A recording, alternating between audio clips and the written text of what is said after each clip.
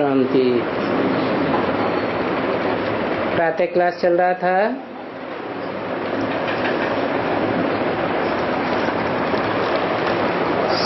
मई 1963।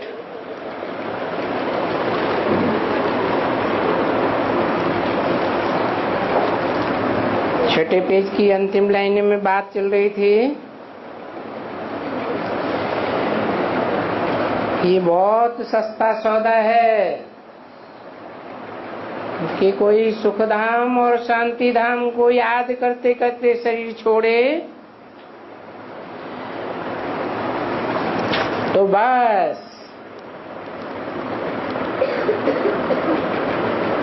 कि समान और कोई पुरुषार्थ नहीं। इस बात को पकड़ो बुद्धि में अच्छी तरह से।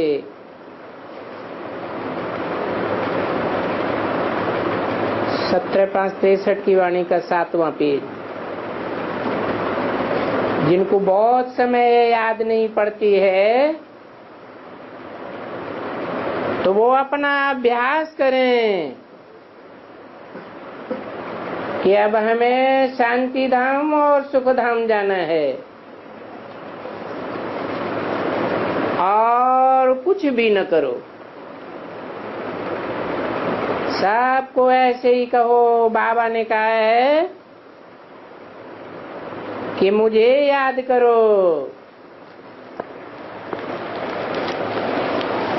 अर्थात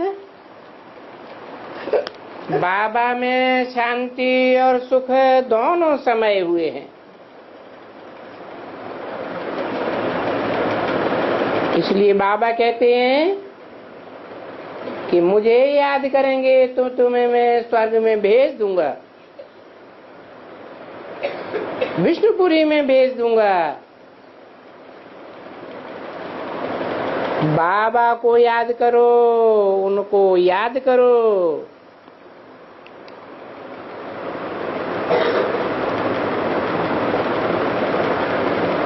ये बता दिया तो भी बहुत समझ जाएंगे।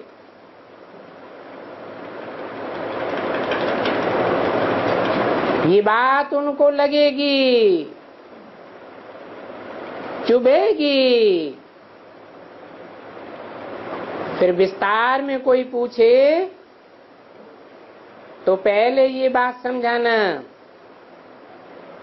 हमको बाप का हुक्म है कि मेरे पास आना है। अभी मैं आया हुआ हूँ, तुमको कहता हूँ मेरे को याद करो। अंतमते सुगते, मैं तुमको स्वर्ग भेज दूंगा। क्योंकि अब ये नरक का विनाश हो रहा है।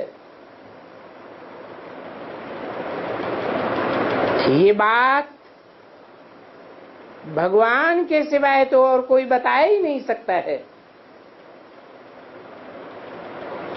साधु संत महात्मा कभी भी कोई कह नहीं सकेंगे। बहुत तिलक करने से, ये भी बताने से तो किनको तिल लग जाएगा।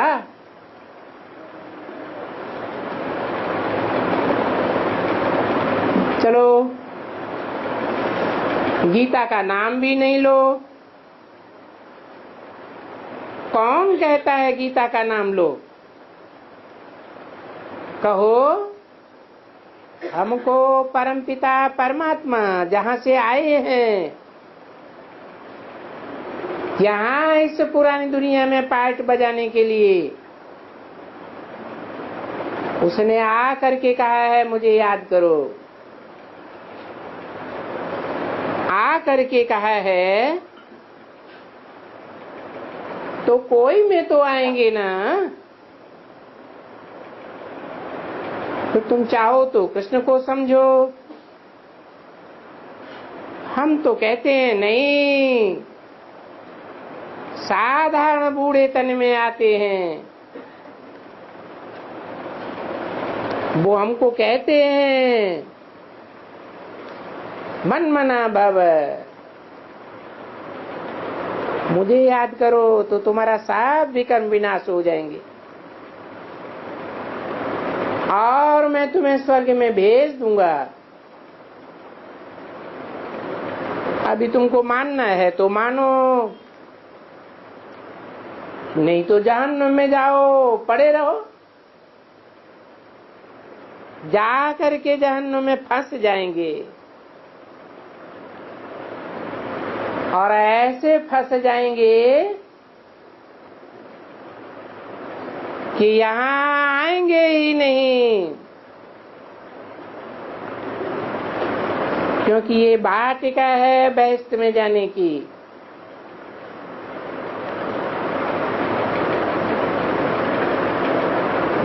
ये बाप कहते हैं,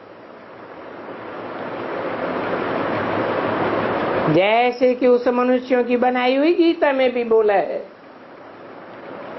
मूढ़ा जन्मनि जन्मने, ऐसी मूढ़ात्माएं जन्म बाई जन्म नरक की योनि में जाकर गिरती हैं। अगर यहां गिर जाएंगे तो फिर जहन्नुम में जाना पड़ेगा, और जहन्नुम भी तो यहाँ ही है ना। उनके लिए जहन्नुम में है, हमारे लिए सत्य है, सत्य धाम, सत्य युग। उनके लिए कलयुग है, हमारे लिए संगम युग है। अच्छा, तकलीफ तो बहुत नहीं है, इतनी सहज याद होने से भी क्यों न इस याद में रहें और फिर यहाँ अपने शरीर से काम करते रहें। बुद्धि का योग शिव बाबा में रख देवें, तकलीफ तो नहीं मिलती है, बहुत बहुत सहज अनुभव होता है। बाप को याद करो और अपना वर्षा लो, और बाप का वर्षा है ही स्वर्ग। दुनिया में और कोई बाप तो है नहीं जो स्वर्ग का वर्षा दे सके। एक ही बाप है जो नरक की दुनिया को खलास करके स्वर्ग बनाता है। इतना भी तुम किसी को समझावेंगे तो भी बहुत अच्छा है। और फिर परहेज तो करनी ही है। बोलते हैं स्वर्ग का मालिक बनना है तो यहाँ परहेज करनी पड़े, वहां नई दुनिया में तो परहेज करना नहीं सीखेंगे, यही तुमको परहेज करनी है। तो भोजन आदि सभी सात्विक होना चाहिए, क्योंकि तुम सतयुगी बनते हो ना, सतो प्रधान बनते हो ना।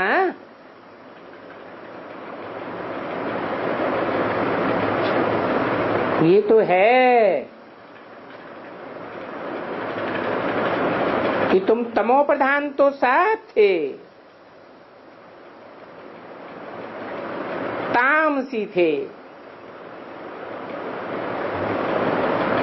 अब सतो प्रधान बनेंगे तो साथ सात्विकी बनेंगे। चलन सात्विकी, बोलना सात्विकी,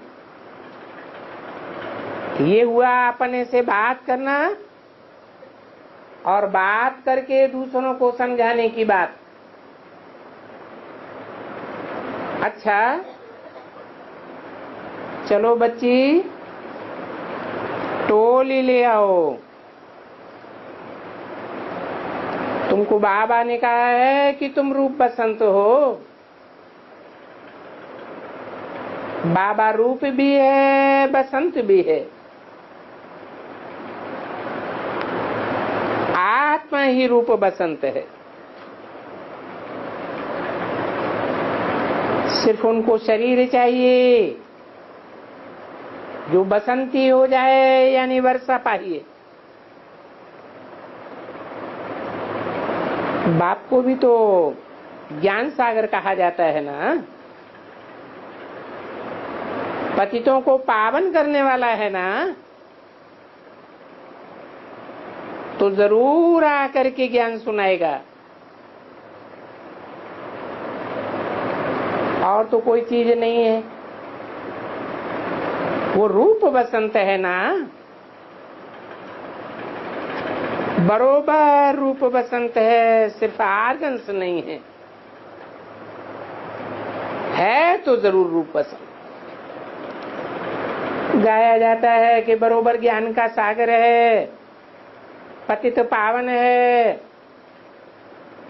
परंतु फिर भी उनको शरीर चाहिए। बाबा बोलते हैं मैं एक ही बार आकर के ये तन लोन लेता हूं और सारी दुनिया को पावन कराई देता हूं।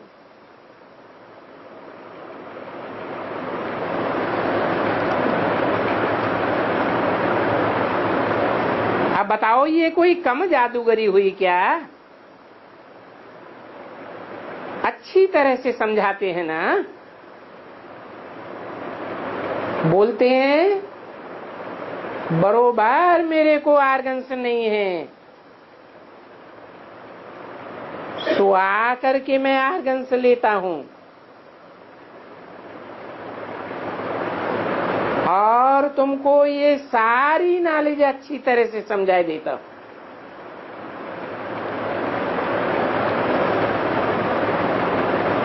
तो तुम हरेक जैसे के रूप बसंत हो, क्योंकि इस समय में भी बाबा रूप बसंत पर बस नहीं सकते हैं। बसंती नहीं तो ये शरीर ले लिया है।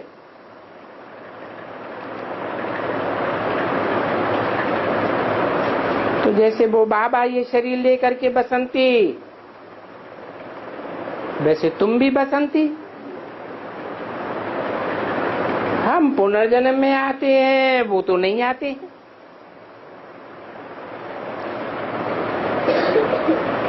फर्क इतना ही है, और क्या फर्क है? अच्छा, बच्चों को नमस्ते और गुड मॉर्निंग। ये है अधूरी मुरली 24/11/67 की चौथी पीठ से।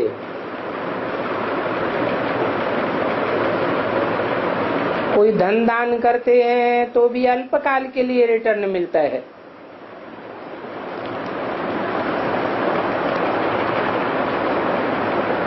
यहाँ तो तुम डबल दानी बन जाते हो।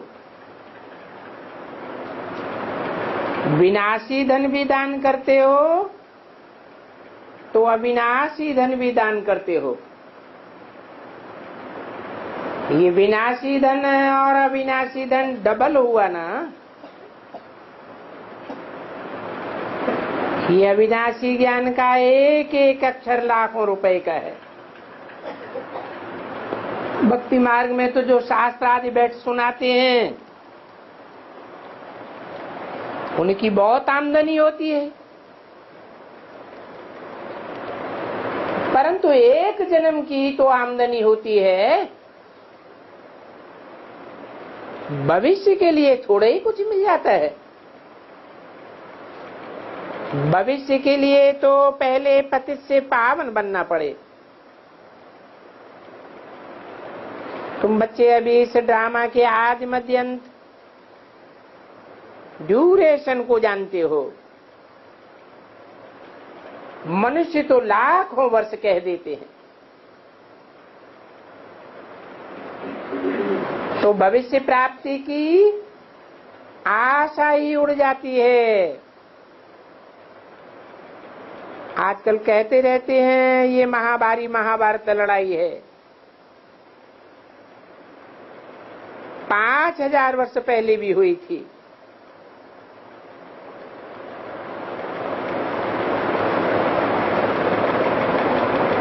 तो भी कब कब मनुष्यों के अक्षर निकलते हैं, सदैव तो ऐसे मुंह से नहीं निकलते। बाकी तो गपोड़े भी बहुत मारते रहते। अभी तुम कहते हो कि 9 वर्ष के बाद विनाश होगा।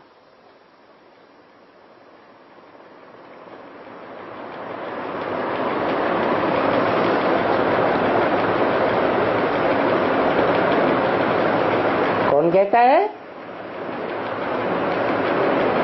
तुम कहते हो, मैं नहीं कहता हूं। अभी तुम कहते हो 9 वर्ष के बाद विनाश होगा, परंतु ये बात कोई उनकी बुद्धि में नहीं बैठती है।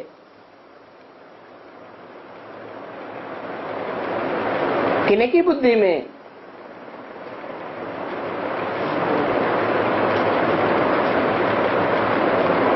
तुम्हारी बुद्धि में बैठती है, उनकी बुद्धि में नहीं बैठती है। उनकी किसके लिए कहा है? जो बाप को नहीं जानते हैं अथवा जो बाप से विपरीत बुद्धि है। तुम तो जानते हो कि 9 वर्ष के बाद कौन मरेंगे और कौन जिएंगे।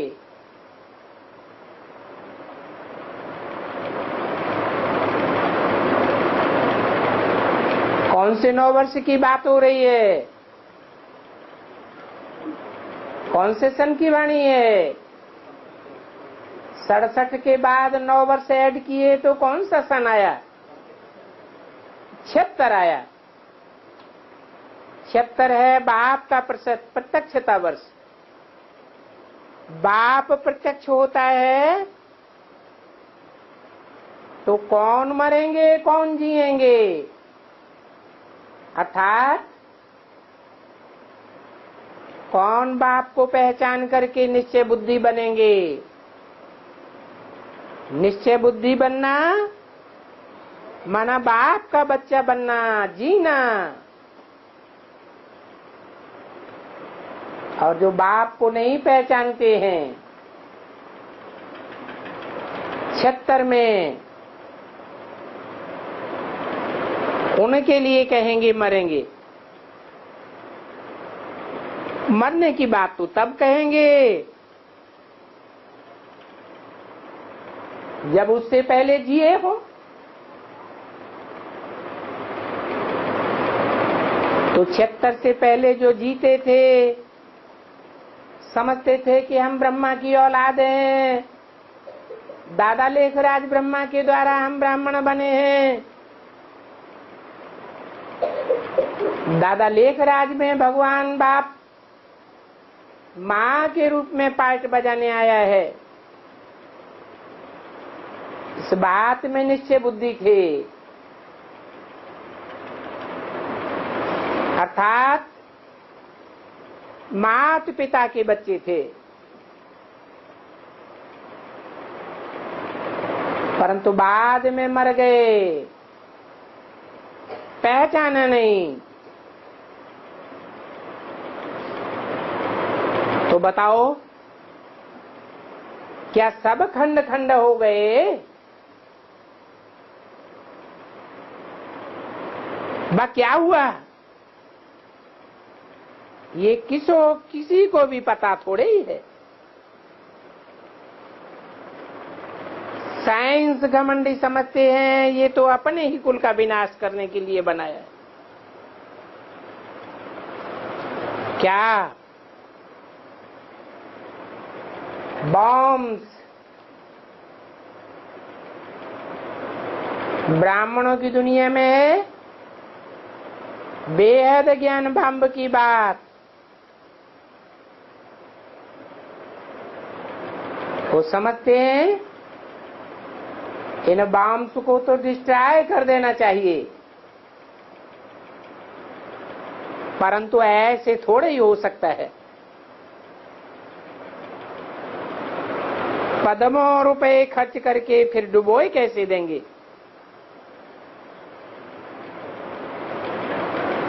इन्हें बनाने में कितना खर्चा होता है। हद के बम बनाने में भी हद का पैसा खर्च होता है, बहुत खर्च करते हैं। और बेहद का बम बनाने में भी कितना ज्ञान धन खर्च होता है, कितना मनन चिंतन मंथन होता है। बाप कहते हैं ये वो ही मिसाइल से हैं जो 5000 वर्ष पहले भी बनाई थी, जो शास्त्रों में भी नाम आया है। मूसल निकले, किसके पेट से मूसल निकले? कहते हैं यादवों के पेट से मूसल निकले। अब यादव कौन और यादवों का हेड कौन? ब्राह्मणों की दुनिया में यादवों का हेड किसे कहेंगे? जिसके बुद्ध रूपी पेट से ये मिसाइल्स निकलते हैं, जिससे सारे ब्राह्मण परिवार का 76 में विनाश हो जाता है। जो बोला है कि 9 वर्ष में सारी पुरानी दुनिया खलास हो जाएगी और लक्ष्मी नारायण का जन्म हो जाएगा। एक धर्म की स्थापना, अनेक धर्मों का विनाश होना है।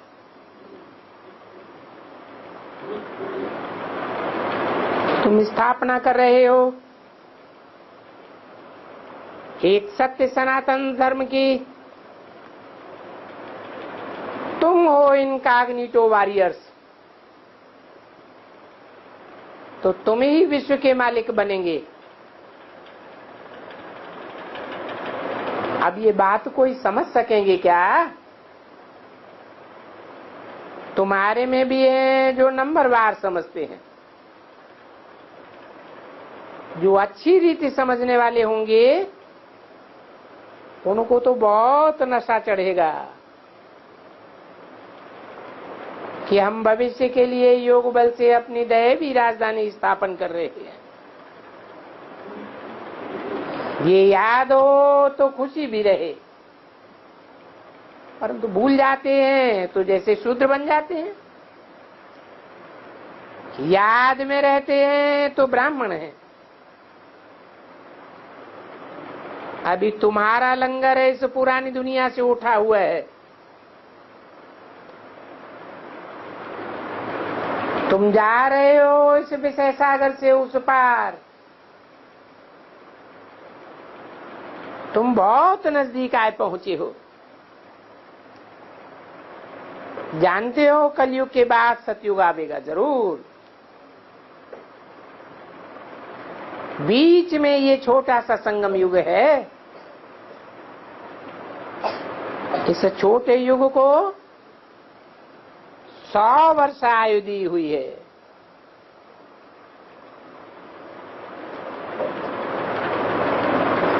तो पुरानी दुनिया से नई दुनिया स्थापन करने में इतना समय लग जाता है।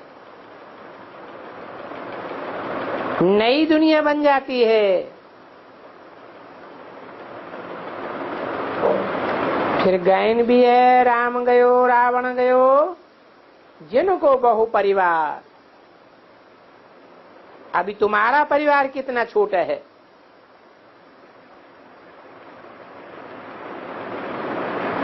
ये ब्राह्मणों की चोटी छोटी होती है ना,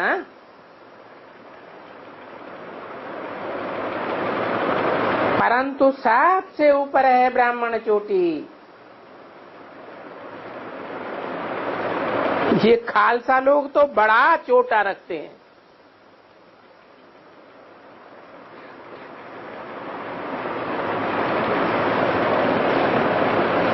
क्यों? ये किसकी यादगार है? जो सिखों में खालसा होते हैं वो चोटी के नाम पर बड़ा झोटा रखते हैं। इकाई की यादगार है।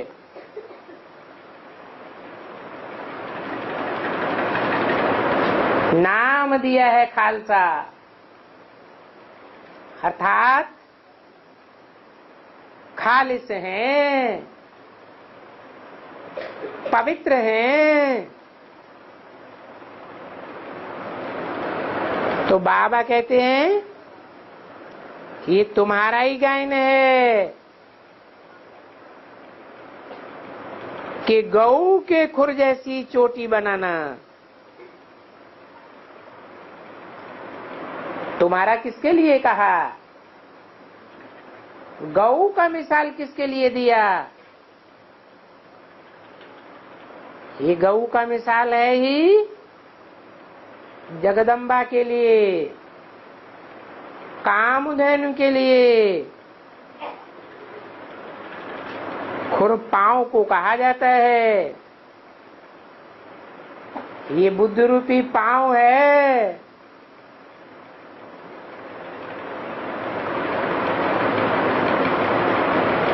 जो ऊपर जाकर के पड़ता है। दिखाते हैं कि जगदम्बा जब महाकाली का रूप धारण करती है तो शंकर की छाती पर पांव रख देती है। आजकल तो चोटी रखाते ही नहीं हैं।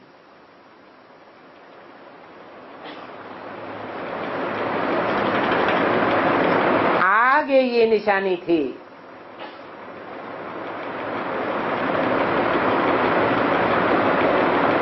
एक तो चोटी और दूसरा यज्ञोपवीत जनेऊ, ये ब्राह्मणों की निशानी थी। चोटी रखेंगे और क्या रखेंगे? जनेऊ पहनेंगे।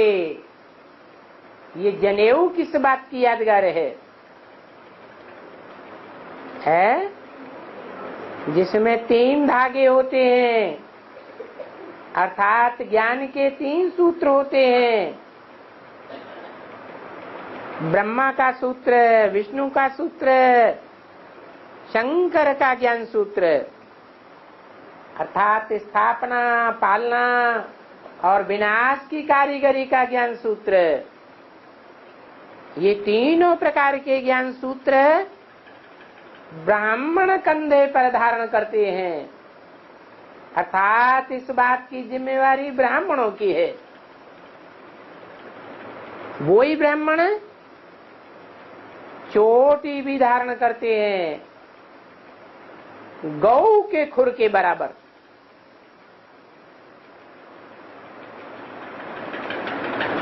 गौ जानवर होती है या मनुष्य होती है? जानवर होती है। तो खुर में और मनुष्य के पांव में भी अंतर होता होगा या नहीं होता होगा? खुर गोल होता है तो वो चोटी भी गोल गोल बनाते हैं। नहीं तो सिखों की चोटी तो सारे ही सिर के ऊपर होती है। तो देखो, पहले ब्राह्मण जब सात्विक थे तो जनेऊ भी धारण करते थे और खुर के समान चोटी भी धारण करते थे। ये बेहद ब्राह्मणों की दुनिया की भी बात है।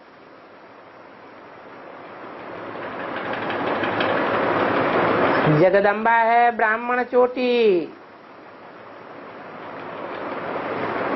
और ज्ञान का जनेऊ है, 3 सूत्र है बुद्धि में धारण करना। पहले दोनों ही ब्राह्मण धारण करते थे, अभी तो दोनों ही नहीं है। न चोटी उनके पास है, न ज्ञान के वो 3 सूत्र उनके पास हैं। दिन प्रतिदिन निशानियां गुम होती जाती हैं।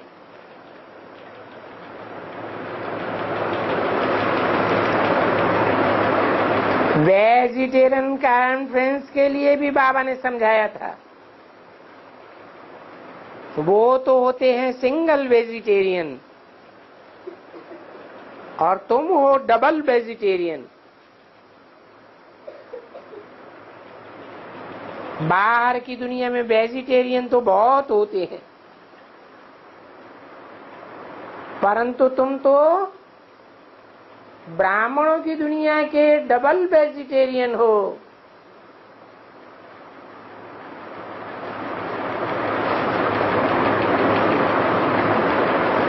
तुम हद का मांस भी नहीं खाते हो, तो बेहद का देह अभिमान का मांस भी नहीं खाते हो। तुम तो आत्मिक स्थिति धारण करते हो ना। नानक ने भी कहा है असंख्य चोर हरामखोर। फिर ऐसों को गुरु कैसे कह सकते? गुरु तो वो होता है जो सद्गति करे।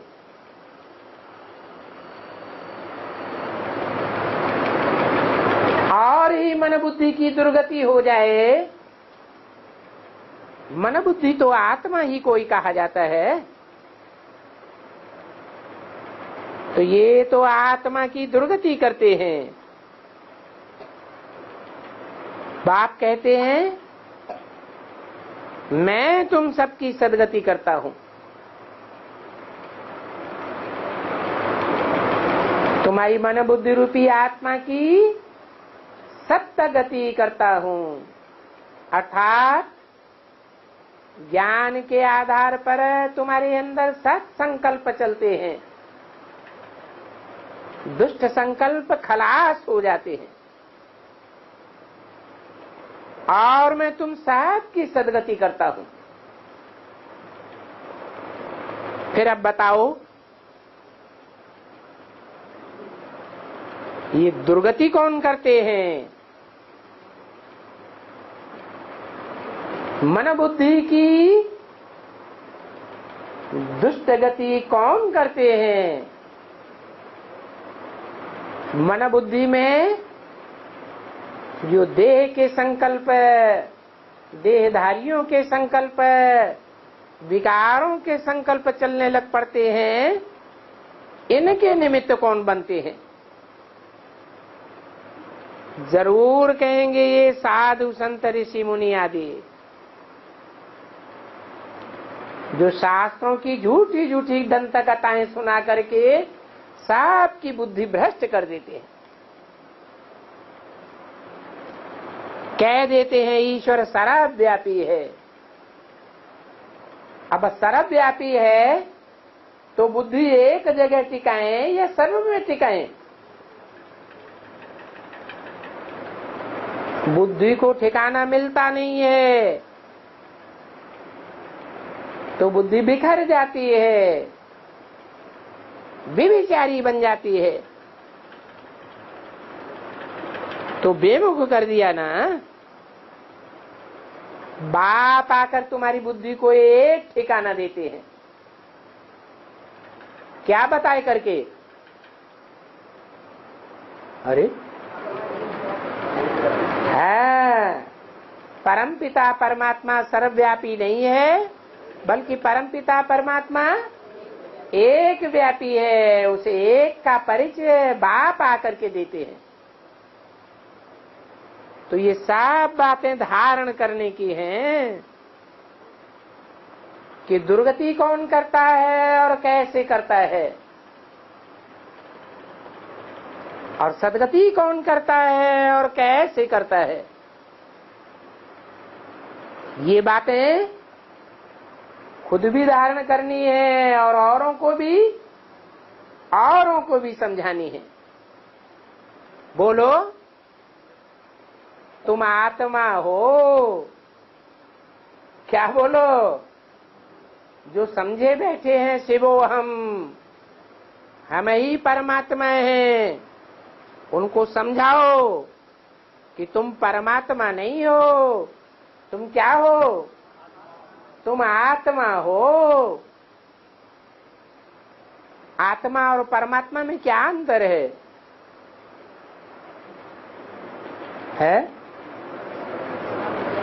आत्मा और परमात्मा में क्या अंतर है? आत्माएं परम पाठधारी नहीं है और परमात्मा परम पाठधारी है, हीरो पाठधारी है। जो हीरो पाठधारी है उसी का नाम संगम युग में शिव के साथ जोड़ा जाता है।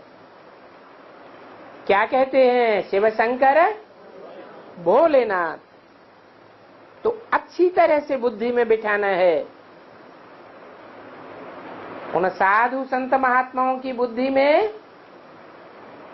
ये बात बिठानी है, जिनकी बुद्धि में बैठा हुआ है शिवोहम ब्रह्मास्मि, हम ही ब्रह्म हैं, हम ही शिव हैं।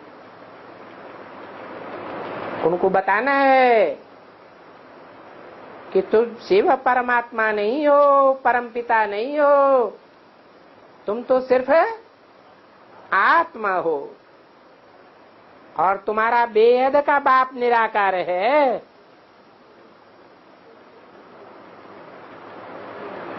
क्या?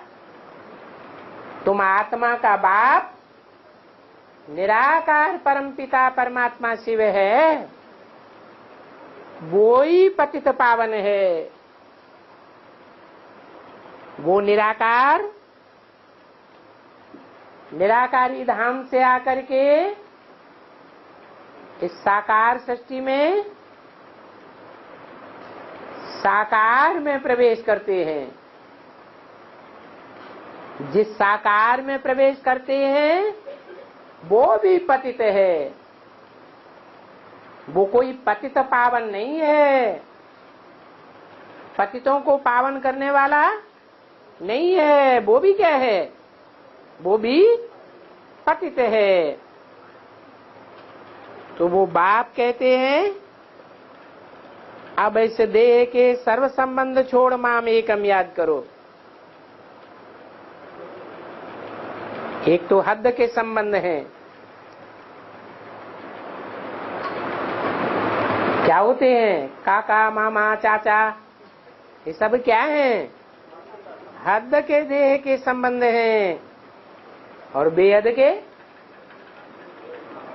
बेहद मनुष्य सृष्टि में भी 500-700 करोड़ की मनुष्य सृष्टि में भी देह के संबंध जन्म जन्मांतर बनते रहे हैं। जो हिंदू धर्म से कन्वर्ट होकर और धर्मों में गए तो अलग अलग धर्मों के अलग अलग धर्म पिताएं बने। बाप कहते हैं उन धर्म पिताओं ने जो भी धर्म स्थापन किए वो सब असत धर्म हैं। मैं आकर के सत्य सनातन धर्म की स्थापना करता हूं। तो मुझे एक बाप को याद करो, बाकी सब बापों को भूल जाओ। वो सब हद के बाप हैं। बल क्राइस्ट 200 करोड़ क्रिश्चियन से भी ज्यादा का बाप है, परंतु वो भी हद का बाप है, 500-700 करोड़ का बाप नहीं है। ये बाप के डायरेक्शन से हैं। इन पर अगर नहीं चलते हैं तो नाफरमान कहेंगे, क्योंकि बाप की आज्ञा नहीं मानते हैं। बाप की याद में ही तूफान आते हैं। अब बताओ, पढ़ाई में तकलीफ किनको आती है?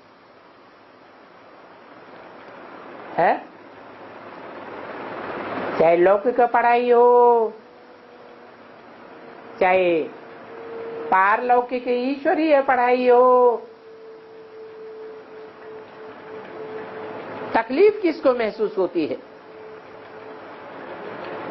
जो पढ़ाई पढ़ते हैं अच्छी तरह से, उनको तकलीफ महसूस होती है क्या?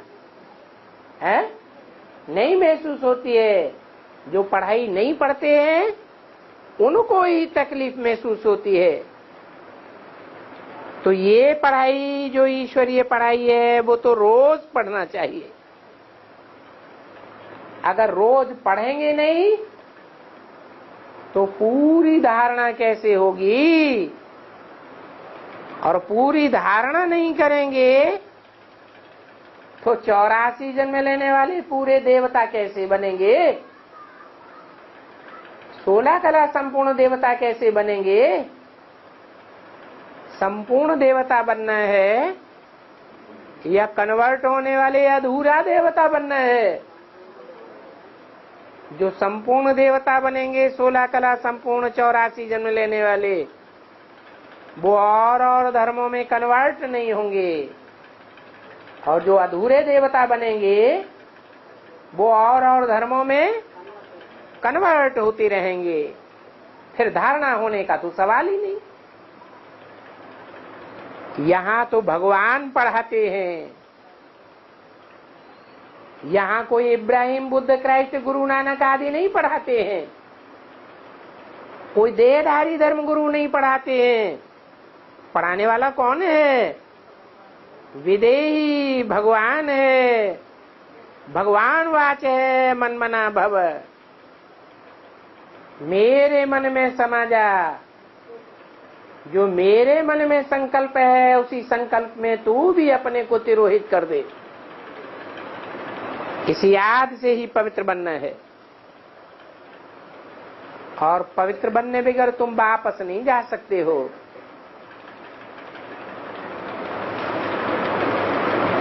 अपवित्र बने रहेंगे, पवित्र नहीं बनेंगे तो सजा खानी पड़ेगी।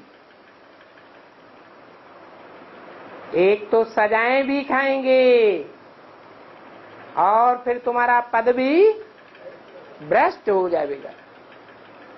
जितनी जास्ती सजाएं खाएंगे उतना जास्ती पद भ्रष्ट होगा।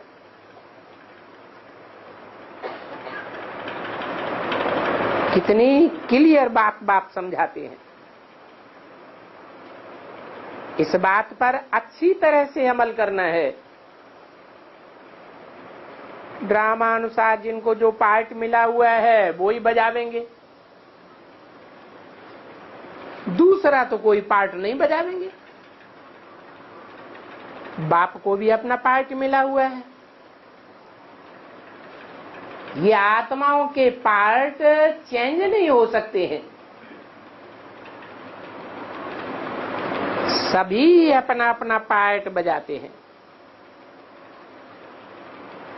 बाप तो बच्चों को नई नई पॉइंट्स देते रहते हैं,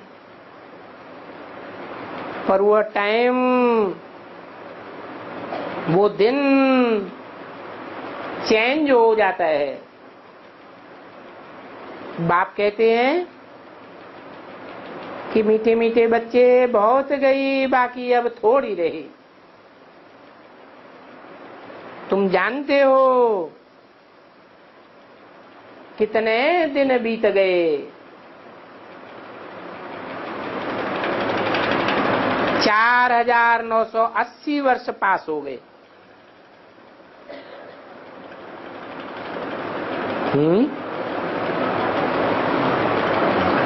ये क्या कहा है? 4980 क्यों कहा? 4980 कहना चाहिए या 4990 कहना चाहिए? है कॉन्सेशन की वाणी है, 67 की वाणी है। ऊपर कहा 9 वर्ष बाकी बचे हैं, तो कितना कहना चाहिए? वो 9-10 वर्ष ही तो घटाएंगे, तो बोलना चाहिए 4990 वर्ष पास हो गए।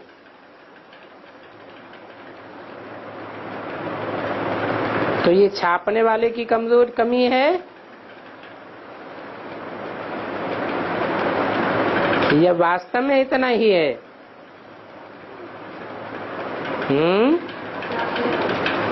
छापने वाले से कमी हो गई। दुनिया में और कोई इन बातों को समझ नहीं सकते हैं सिवाय तुम्हारे। मूल बात बाप कहते हैं कि अपन को आत्मा समझ है, बाप को याद करने से तुम पावन बन जावेंगे। अच्छा,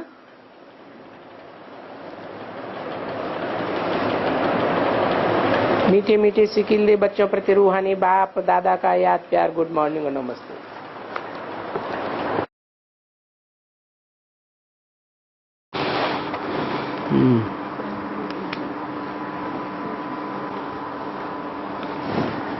हाँ जी,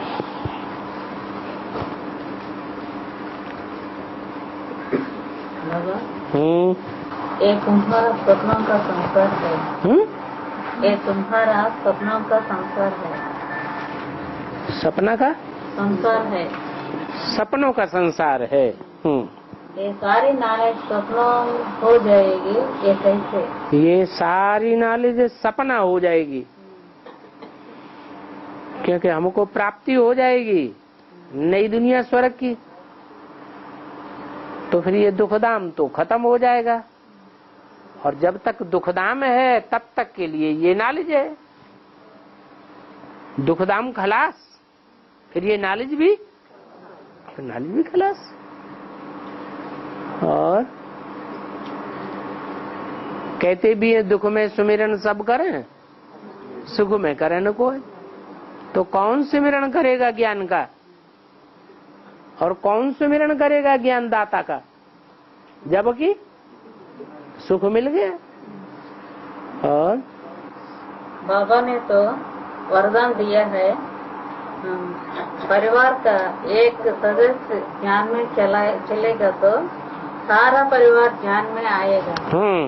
ये बात अंत में जब सारी दुनिया के लोग मानेंगे तब आएंगे, या फिर पहले की बात है? सारी दुनिया मानेगी तब परिवार के सब सदस्य आवेंगे, या पहले ही आ जाएंगे? और सारी दुनिया को कोई बैठ करके गिनेगा क्या? है कि सारी दुनिया आ गई या ना आ गई? देखने वाले माहौल को देखेंगे, जिस माहौल के बीच में रहते हैं उसे देखेंगे, या सारी दुनिया को देखेंगे? क्या देखेंगे? जिस माहौल में रहते हैं उसे देखेंगे। तो भारत के माहौल में भगवान आते हैं, भारत में आवाज निकलेगा तो बुद्धि पलट जाएगी। और पुरुषार्थ जो करेगा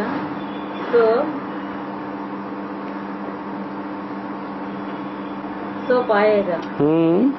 पुरुषार्थ जो करेगा तो पाएगा कहते हैं। तो यहाँ के ही वार्तालाप में ये बात कही गई थी कि पति की पत्नी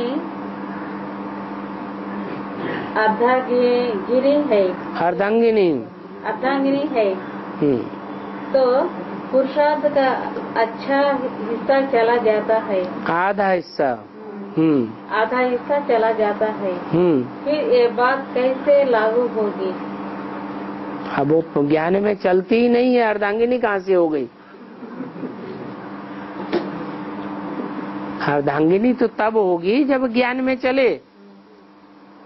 और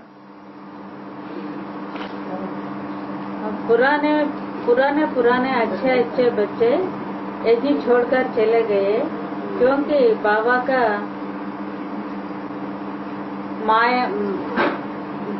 माया को डायरेक्शन है।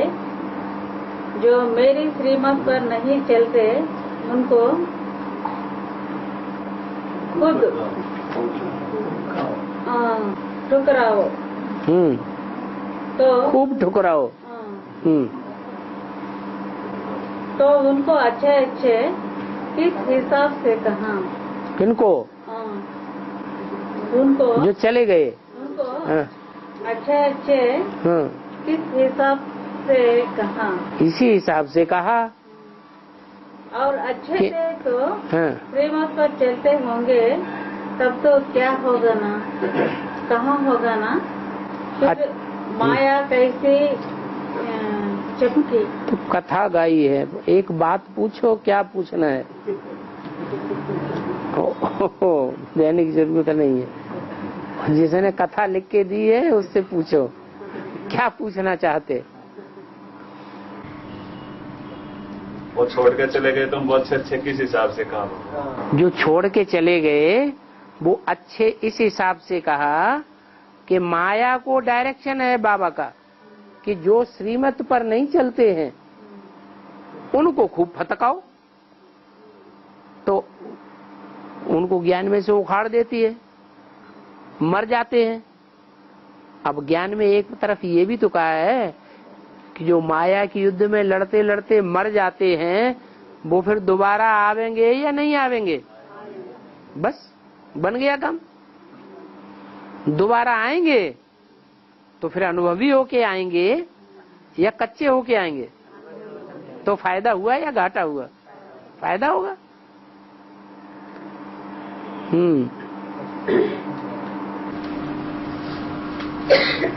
शिव कहा रहता है, परम कहा है, सदाशिव कैसे होता है? सदा कल्याणकारी शिव माने कल्याणकारी, तो कभी अकल्याण तो करता नहीं है। जो भी बोलता है, जो भी कर्म करता है, वो सब कल्याण के साबित होते हैं या कुछ अकल्याण भी साबित होता है? कल्याण ही कल्याण है। तो शिव तो सदा कल्याणकारी है और ऊंचे से ऊंचे धाम का रहने वाला है। क्या मतलब?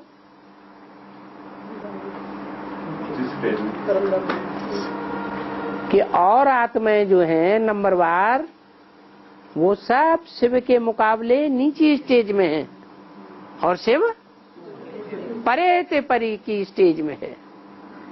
उसको कोई क्रॉस नहीं कर सकता, वो सबको क्रॉस करता है, लेकिन उसको क्रॉस कोई नहीं कर सकता। और बाबा, राजा महाराजा होना है तो कैसे पुरुषार्थ करना? राजा महाराजा बनना है तो ऊंचाई पुरुषार्थ करना है, क्योंकि राजा महाराजा से तो ऊंचा कोई और होता ही नहीं। नीचा पुरुषार्थ करेंगे तो नीचे बनेंगे, ऊंचा पुरुषार्थ करेंगे तो ऊंचे बनेंगे। ऊंचा पुरुषार्थ का मतलब पूरी श्रीमत पर चलना, और नीचा पुरुषार्थ माने आधा चलना, आधा न चलना या बिल्कुल न चलना।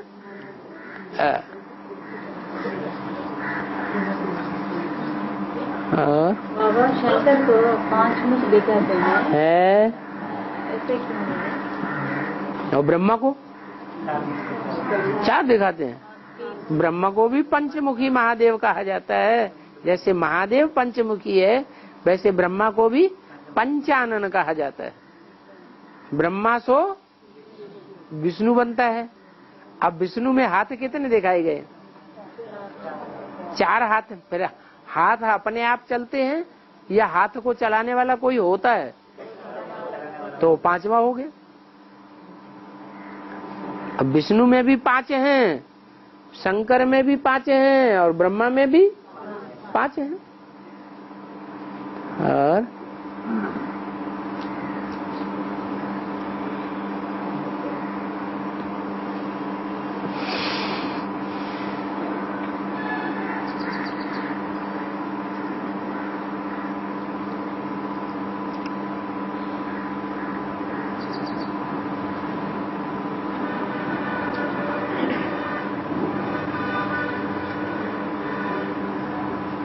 अरे क्या दुर्गा माता कोई वार्तालाप का प्रधान बना दिया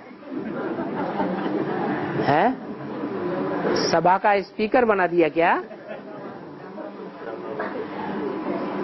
बाबा हाँ। गीता में संभवामी युगे का बोला है ना, संभवामी युगे युगे का मतलब है कि जब मैं आता हूँ तो चारों युगों की शूटिंग करता हूँ, रिहर्सल कराता हूँ।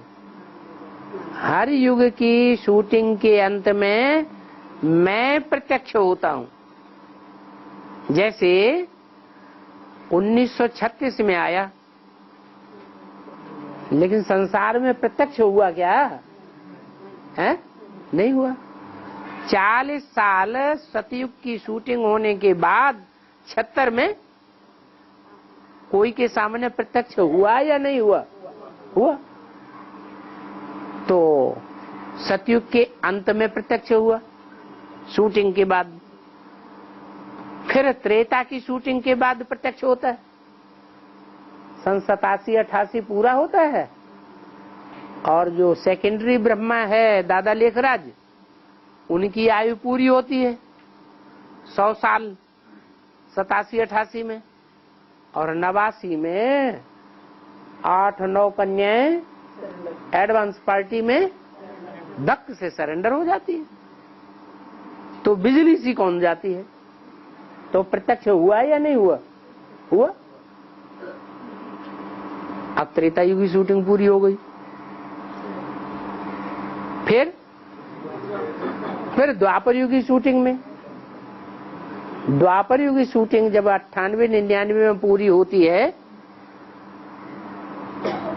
तो कृष्ण के रूप में प्रत्यक्ष हो जाता है। हुआ या नहीं हुआ है? तो इसी तरह हर युग की शूटिंग के बाद बाप की प्रत्यक्षता होती है। इसलिए शास्त्रों में, खास करके गीता में क्या लिखा है? संभवामी युग युगे, हर युग के अंत में मैं आता हूँ। बाकी 1250 वर्ष के युग के अंत में नहीं आता हूँ। कब आता हूँ? जब पूरे ड्रामा 5000 वर्ष के ड्रामा की शूटिंग होती है। उस शूटिंग काल में हर युग की शूटिंग के बाद प्रत्यक्ष होता। और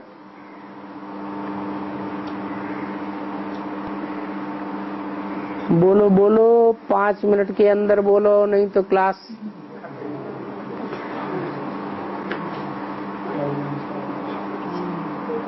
बाबा धर्म पिता के नाम पर धर्म स्थापन होते हैं।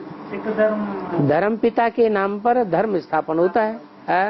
गुरु नानक का है नाम, सिख धर्म का स्थापन हुआ नाम। गुरु नानक ने सिखाया है। सिखाया क्या? सिखाया कि देवी देवता सनातन धर्म ही सबसे श्रेष्ठ है। ये बात सिखाई कि रामकृष्ण श्रेष्ठ हैं। तो इसलिए सीख के आधार पर नाम रख दिया सिख धर्म। और नाम नानक। हाँ, ना नहीं किया सच्चाई को मानने से, ना करे। जो सच्चाई को मानने से ना न करे, यही बात सिखाई उन्होंने। तो कोई सच्ची बात है तो उसको मान लेना चाहिए।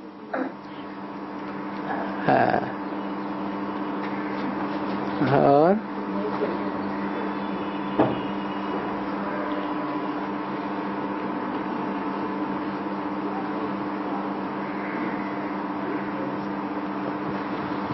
ओम शांति।